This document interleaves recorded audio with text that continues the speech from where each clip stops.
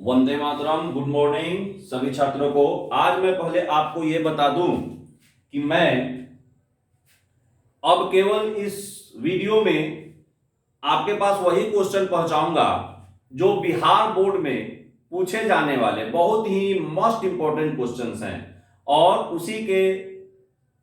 उसी को सॉल्व करके और उसी को मैं समझाऊंगा ताकि आप बोर्ड में अच्छे अंकों से उत्तीर्ण हो सकें। देखिए, आज हम एक चैप्टर लेकर आए हैं। आज हम वृत्त के बारे में आपको बताएंगे। क्या चीज के बारे में बताएंगे? वृत्त के बारे में आपको बताएंगे। देखिए, ये क्या है? ये है एक वृत्त। इसको क्या बोलते हैं? ये एक वृत्त है। तो सबसे पहले आपको जानना यह है कि वृत्त में इसको हम क्या बोलते हैं? वृत्त बोलते हैं। ये क्या है? वृत्त है। और ये जो है, ये चारों तरफ जो चला है, ये जो चारों तरफ ये घिरा हुआ जो है, ये लाइन है, इसको हम बोलते हैं परिधि। ये क्या हो गई? परिधि हो गई। और बीच में जो है ये पॉइंट है, इस पॉइंट को हम बोलते हैं केंद्र। क्या बोलते हैं? केंद्र बोलते हैं। और तीसरी बात आपको समझना ये है कि यहां पे ये तो हमारी परिधि हो गई और ये हमारा केंद्र हो गया। अब ये केंद्र से और ये परिधि तक अगर एक लकीर हम खींचते हैं तो इसको हम बोलते हैं त्रिज्या। इसको हम क्या बोलते हैं? त्रिज्या।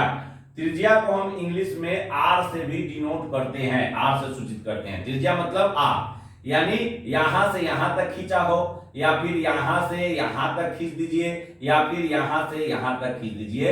इसको हम क्या बोलेंगे? ये सब हमारा होता है त्रिज्या।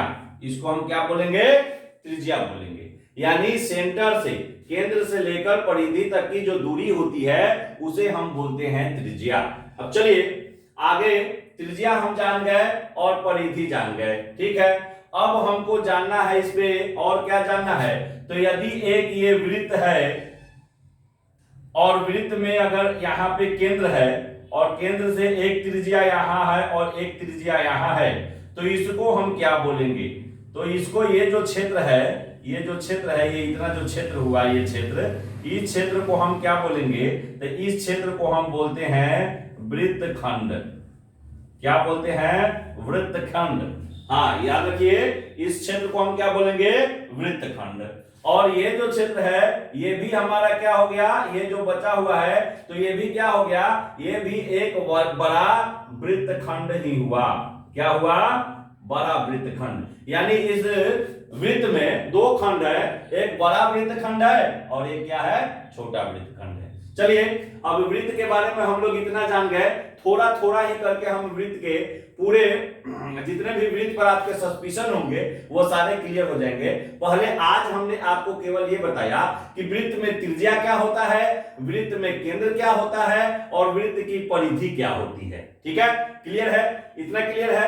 अब चलिए, यहां पे हमने कुछ क्वेश्चन लिख रखे हैं जो बोर्ड मॉडल हैं, बहुत ही इंपॉर्टेंट क्वेश्चन है। ये क्या है? इंपॉर्टेंट क्वेश्चन है। जैसे कि आप जानते हैं, ये VVI क्वेश्चन है, वेरी वेरी इंपॉर्टेंट। जैसा कि आप जानते हैं कि बोर्ड के एग्जाम में अब 50 मार्क्स का, यानी 50% जो है ऑब्जेक्टिव पूछे जाते हैं। तो वृत्त से जो ऑब्जेक्टिव लिए जाएंगे, इस प्रकार के कुछ ऑब्जेक्टिव लिए जाते हैं। तो इसको आप कैसे फटाफट सॉल्व करेंगे, उसके लिए मैं ये बताने जा रहा हूं। देखिए, यहां पे देखिए, मैंने बताया है यहां पे कि त्रिज्या है। त्रिज्या क्या चीज से डिनोट होता है? आर से डिनोट होता है। वृत्त का क्षेत्रफल बराबर, ये सूत्र है। ये सब क्या है? सूत्र है, जिसको आपको ध्यान में रखना है, इसको बिल्कुल आपको याद कर लेना है। ये सब सूत्र है, ठीक है। और भी आगे वृत्त में जो सूत्र का उपयोग है उसको मैं बताऊंगा। जैसे जैसे धीरे धीरे आगे बढ़ूंगा वैसे वैसे वृत्त के बारे में बताऊंगा। पहले शुरुआती से लेकर के चलते हैं। तो यहां पर देखिए, वृत्त का क्षेत्रफल बराबर होता है पाई आर स्क्वायर। याद रखने वाली बात है, वृत्त का क्षेत्रफल बराबर होता है पाई आर स्क्वायर। और वृत्त की परिधि या परिमाप, परिधि और परिमाप दोनों एक ही होता है। वृत्त की परिधि बराबर होता है 2 पाई आर, या फिर वृत्त की परिमाप बराबर होता है 2 पाई आर। चलिए, अब यहां पर एक पाई आया, तो हम गणित में पाई का मान 2 होता है। एक होता है 22/7 या फिर होता है 3.14। याद रखिएगा, ये याद रखिएगा, इतना याद करना है आपको और इस क्लास में। और तब मैं यहाँ पे जो पहला क्वेश्चन है उस क्वेश्चन को मैं सॉल्व करके दिखाता हूं और इस प्रकार से ये जो 4 क्वेश्चन हैं वो आपके लिए हैं। आप इस 4 क्वेश्चन को अपने कॉपी और कलम पे नोट करके वीडियो को पॉज करके और इसको बना कर लाइएगा, बिल्कुल वैसे ही बनेगा जैसे मैं क्वेश्चन को डील कर रहा हूं अभी आपके सामने। चलिए देखिए, यहां पे दिया हुआ है किसी वृत्त की परिधि 462 सेंटीमीटर है, सीएम है। देखिए हमको क्या दे दिया इस सवाल में, हमको दे दिया वृत्त की परिधि। क्या दे दिया? वृत्त की परिधि दे दिया। वृत्त की परिधि हमको क्या दे दिया? वृत्त की परिधि दे दिया। वृत्त की परिधि दे दिया 462 सीएम। ठीक है, अब हमें क्या कह रहा है कि इसकी त्रिज्या क्या होगी, यानी हमसे त्रिज्या पूछ रहा है। क्या पूछ रहा है? त्रिज्या पूछ रहा है। त्रिज्या बराबर व्हाट, क्या होगा? तो हम कैसे निकालेंगे? तो देखिए यहां पे फॉर्मूला है, यहां पर क्या है, सूत्र क्या है कि वृत्त की परिधि बराबर होता है 2 पाई r। तो यहां पर हम लिख सकते हैं वृत्त की परिधि बराबर, 1 मिनट, थोड़ा सा इधर से लिखते हैं। यहां पे देखिए हम लिख सकते हैं वृत्त की परिधि इक्वल बराबर 2 पाई r। यहां पर कोई दिक्कत नहीं है अभी तक। अब देखिए, अब हमको क्वेश्चन में क्या मिला? हमको क्वेश्चन में मिला वृत्त की परिधि। हमको क्वेश्चन में क्या मिला? वृत्त की परिधि और त्रिज्या हमें निकालना है। और यहां हम फॉर्मूला में सूत्र से, यहां हम सूत्र से चले हैं। क्या चीज से चले हैं? सूत्र से। तो सूत्र क्या कहता है कि वृत्त की परिधि बराबर 2 पाई r होता है। चलिए अब हम चलते हैं। तो वृत्त की परिधि हमको 462 सीएम दिया है और यहां वृत्त की परिधि लिखा है। तो वृत्त की परिधि के जगह पर हम वृत्त की परिधि 462 सीएम ये लिख सकते हैं हम, और बराबर इधर 2 पाई r है तो 2 पाई r। यहां पर अब हम ये लिखें या ये लिखें, दोनों सेम है। यहां भी ये वृत्त की परिधि है और ये भी वृत्त की परिधि ही है और ये 2 पाई r लिखा हुआ है। अब चलिए अब आगे चलते हैं, अगले लाइन में हम इसको सॉल्व करते हैं। तो यहां 462 सीएम और यहां 2 है तो 2, और हमने बताया है कि पाई का मान होता है 22/7। तो इस सवाल को बनाने के लिए अब पाई का मान यहां भरते हैं और प्रत्येक के बीच में जो है गुना का चिन्ह छुपा होता है। याद रखिएगा, ये प्रत्येक के बीच में गुना का चिन्ह छुपा हुआ रहता है। तो 2 का 2 लिख दिए और गुना का चिन्ह, और पाई का मान हम रख दिए यहां पर 22/7।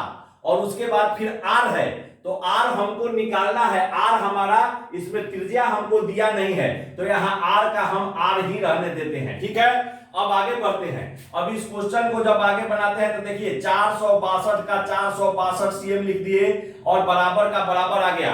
अब यहां देखिए 2 गुने 22/7 है, यानी 2 में हम 22 से गुना कर सकते हैं। तो 2 में 22 से गुना कर दिए तो हो गया 44 और बटा 7, और यहां गुना r रह गया। अब आपको ये देखना है कि बराबर के इस तरफ यानी लेफ्ट हैंड साइड में 462 है और राइट हैंड साइड में 2 प्रकार का, एक डिजिट वाला है और एक इंग्लिश का लेटर है। तो हम क्या करेंगे, इंग्लिश का लेटर, यहां पर नियम है, इक्वेशन का नियम होता है कि बराबर के एक साइड में एक जाति का चीज होना चाहिए और बराबर के दूसरे साइड में एक जाति का। तो यहां तो 2 जाति का है, एक इंग्लिश का है, एक मैथ का है। तो हम क्या करेंगे, इस मैथ वाले को इधर लाएंगे। तो जब हम मैथ वाले को इधर लाएंगे तो मैथ का, जहां तक आपको पता होगा, ये रूल है कि यदि इधर से बराबर के इस तरफ से इस तरफ किसी चीज को लाते हैं तो उसका चिन्ह बदल जाता है। यानी कि यह मल्टीप्लाई है तो इधर आके क्या हो जाएगा, डिवाइड, यानी गुना है तो इधर आएगा तो भाग हो जाएगा। और यदि यहां भाग रहता तो इधर आएगा तो क्या हो जाएगा, यदि ये गुना है तो इधर आएगा तो क्या हो जाएगा, भाग हो जाएगा। यदि यह जोड़ रहता तो इधर आता तो घटाव हो जाता, यदि यह भाग रहता तो इधर आता तो गुना होता। तो यहां देखिए यहां गुना है तो हम r को यहीं पे रहने दिए और r के पहले ये जो है 44/7 इसको उठाकर हम इधर लाते हैं यहां पे।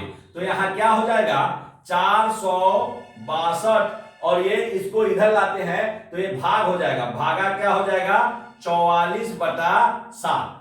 इसमें कोई दिक्कत नहीं है। अब फिर हम यहां पर या लिख सकते हैं r बराबर, अब ये भाग देने की बात है तो भाग कैसे हम देते हैं, तो भाग देने का तरीका ये है कि ये भाग को मल्टीप्लाई यानी कि गुना में बदल देते हैं और ये पलट जाता है। तो हम क्या करते हैं 462 और भाग को गुना में बदल दिए, और जब भाग गुना में बदलेगा तो मैथ का नियम है कि क्या होगा, पलट जाएगा, यानी 7/44 हो जाएगा। अब यहां पर हम इसको काट के देखते हैं, चलिए काटते हैं। 2 2 जा 4, 2 2 जा 4 कट गया, 2 2 जा 4, 2 3 जा 6 और 2 1 जा 2 कट गया। अब ये कटेगा कि नहीं, अब काट के देखते हैं। 11 दूना 22 और 11 दूना 22 और 11 एका 11, ये भी कट गया।